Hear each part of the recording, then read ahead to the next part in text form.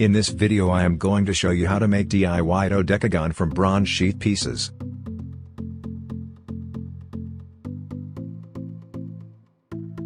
A 12-sided polygon, where all sides are straight lines, in the same plane, is called a dodecagon.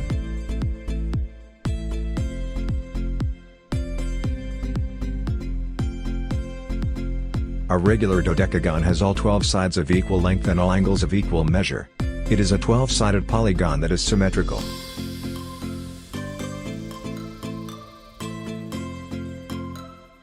Bronze, alloy traditionally composed of copper and tin. Modern bronze is typically 88% copper and about 12% tin.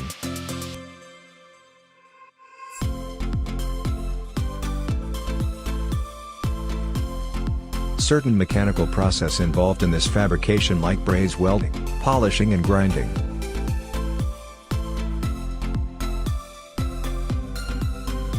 At last you can keep flower pot upon it for decoration purpose.